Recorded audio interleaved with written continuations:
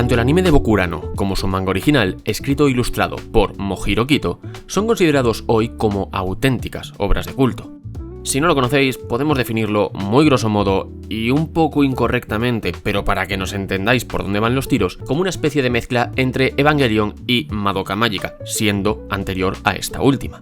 Bokurano exprimía casi todos los tropos que podemos encontrar en las series de mechas y sentimientos que tan en boga estaban hace casi 3 décadas y se constituía como una obra muy reflexiva sobre el altruismo, la responsabilidad y la aceptación de la pérdida. Pero sobre todo quería ser un estudio de cómo el ser humano se puede enfrentar a la crónica de una muerte anunciada.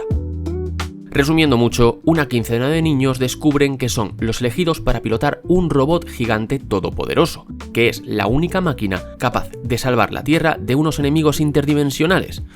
Pero la letra pequeña del asunto es que tras cada enfrentamiento, el joven al que le toque estar a los mandos morirá, pues el robot consume como combustible su fuerza vital.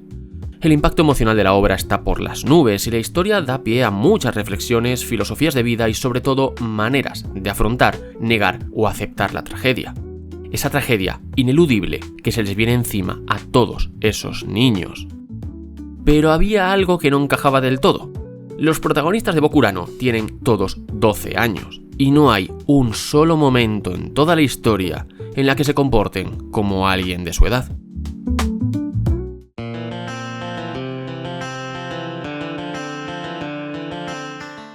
Recordad que si este vídeo os gusta estáis más que invitados e invitadas a no solo suscribiros a este canal, sino a visitar fotoikarasu.com.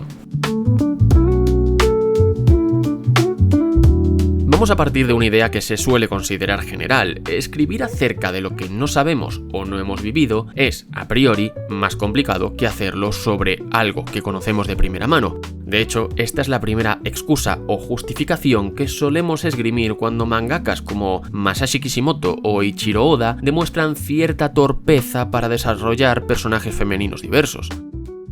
Porque nunca han conocido a una mujer.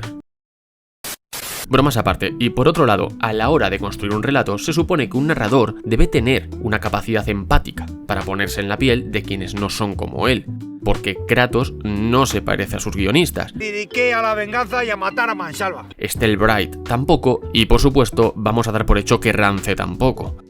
A lo largo de la historia del manga y el anime hemos visto personajes de toda clase, desde racistas ególatras a idealistas virtuosos, pero el quid de la cuestión es que si hay un conjunto social que a la hora de escribir se les parece resistir aún más que el de las mujeres a tantos creadores, este es el de los niños. Esta cuestión, por cierto, es ajena al género porque también tenemos casos sangrantes de mangakas femeninas que caen reiteradamente en problemas de foco a la hora de narrar personajes infantiles. Quiero decir, Mari Okada.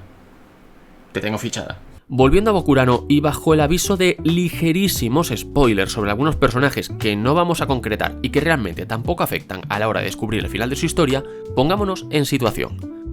Un grupo de niños y niñas de apenas 12 años se ve inesperadamente con tal poder en sus manos que podrían rehacer el mundo a su antojo, y reciben la misión de salvarlo de amenazas extradimensionales a las cuales ni todos los ejércitos combinados del planeta podrían hacer frente en unas batallas cuyos daños colaterales pueden ser terroríficos. Paradójicamente, el primer personaje que recibe el foco sí se muestra caracterizado casi todo el rato como alguien de su edad. Se toma el asunto como un reto, como si fuera un videojuego, sin entender las consecuencias e implicaciones de sus actos y solo poco a poco va abriendo los ojos según transcurre el combate. A partir de ahí, la serie abrazaba reflexiones existencialistas bastante profundas y muy útiles de cara a hacer pensar al espectador, pero que pocos infantes deberían ser capaces de tener. Por poner un ejemplo, y sin decir a qué personaje hacemos referencia para evitar destripes, ¿de verdad tenemos que creernos que una niña que justo acaba de terminar la escuela primaria en un país primermundista va a estar planteándose por sí misma y sin influencia externa recurrir al trabajo sexual con hombres mayores, adinerados, para poder ayudar a su madre soltera a mantener su hogar y siendo durante todo este proceso completamente consciente de la carga psicológica que supone para su madre sacar adelante una familia sin ayuda? ¿Con 12 años?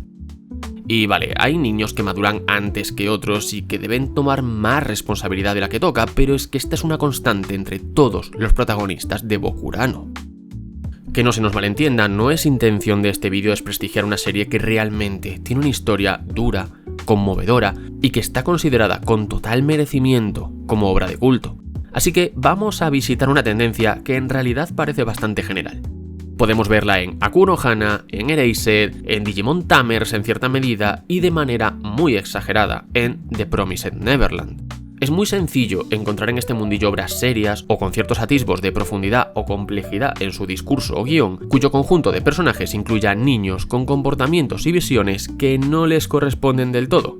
Son ejemplos que podríamos llamar adultos disfrazados de niños. No en un sentido literal, al menos si quitamos el caso de Erased, del que hablaremos ahora, sino emocional y psicológico. Son personajes que muestran actitudes y reflexiones y sobre todo expresan sus sentimientos de manera mucho más madura de como lo haría alguien de su edad o incluso un par de años más. La máxima preocupación vital de este locutor cuando tenía 12 años era conseguir todos los tazos de Pokémon que venían en la bolsa de los chetos pandilla. Y no es cuestión de inteligencia, hay niños extremadamente inteligentes, que son completamente brillantes. De hecho, Gukesh era gran maestro de ajedrez con solo 12 años y Magnus Carlsen con 13. Pero lo que aquí nos referimos es a la madurez emocional, a la capacidad de introspección ante los sucesos que ocurren a nuestro alrededor y a la manera de comunicarnos, sea tanto a nivel de monólogo interno como mediante el diálogo con otros personajes. El protagonista de Erased es un autor de manga frustrado en la treintena. Debido a un suceso sobrenatural viaja 2 décadas al pasado y atrapado ahora en su yo de 11 años decide investigar unos terribles crímenes que por entonces quedaron sin resolver. Por fin tenemos la excusa para que un niño se comporte como un adulto. Lo irónico del asunto es que conforme avanzan los capítulos, varios de sus amigos y compañeros de clase, que no son viajeros del tiempo atrapados en cuerpos pequeñitos como sí es él, sino escolares genuinos, se muestran mucho más maduros, perceptivos y reflexivos ante todos los sucesos que ocurren. El trío principal de The Promised Neverland es uno de auténticos genios. La propia historia nos lo recalca varias veces, pero es extremadamente complicado, por no decir casi imposible, que un niño se comporte como ellos ante las adversidades como las que tienen lugar en la obra, porque eso se adquiere con la experiencia, con el pasar de la vida. Adultos disfrazados de niños, personajes escritos como alguien maduro y experimentado, pero que reciben una skin miniatura cuando toca caracterizarlos físicamente o contextualizarlos en un entorno o apartado visual. Es importante aclarar que esto al final es un recurso narrativo y estético y se puede utilizar de forma correcta cuando la situación lo requiere. Quiero decir, mirad Bebe Jefazo. Un buen jefe necesita usar múltiples tácticas para sacar lo mejor de su equipo. O Shinobu Monogatari, cuyo personaje se debate constantemente entre lo altivo y orgulloso de una vampira de 500 años y los comportamientos que le nacen después de que todo el mundo la trate constantemente como una niña pequeña debido a su aspecto. Pero en la mayoría de casos eso denota acomodamiento. Acomodamiento a la hora de plantear actores para tu historia. Podríamos esgrimir que se llega a esto para poder conectar mejor con el lector, ya que le presentamos personajes con edades afines a la suya, pero es que volviendo a las obras que hemos tratado, ni Bokurano ni Erased están orientadas a niños. Más allá de su target demográfico, que en el caso de ambos mangas en los que se basan sus animes es el seinen, tratan temas bastante ajenos a lo que le interesaría a niños o directamente con los que puedan empatizar. Ahora bien, que esto sea una tendencia no significa que no haya obras que sí consigan captar correctamente la experiencia de lo que supone ser un niño. Spy Family es un ejemplo estupendo de esto. Anya es una rena cuaja con el superpoder de leer mentes y además bastante inteligente, pero todo el rato se comporta como una cría, con su inocencia, su incomprensión del mundo y sus dramas infantiles. Yotsubato, el inicio de Koe no Katachi o incluso si estiramos un poquito los primeros capítulos de Yasumi Pum Pum son ejemplos igualmente buenos de esta preciosa armonía entre contar una historia dirigida a un público adulto, independientemente de su género y tono, y la presencia de niños en ella que sí se comporten como niños. Y no vamos a entrar en el tema adolescentes porque normalmente suelen dar mucho más fácilmente con la tecla. Quizá los autores de manga y anime, sobrecargados y agotados por las responsabilidades de la vida adulta, y especialmente por las tiránicas jornadas laborales y las fechas de entrega de las editoriales o estudios de animación, vean ya sus años de infancia tan lejanos que cada vez les cueste más evocar las épocas en las que eran niños y podían simplemente vivir despreocupados. O quizá tenga algo que ver con que en muchos otros animes la gente aparentemente madura antes de tiempo y se refieran constantemente como anciano a cualquiera que supere los 30 años. Pero eso va para un futuro vídeo.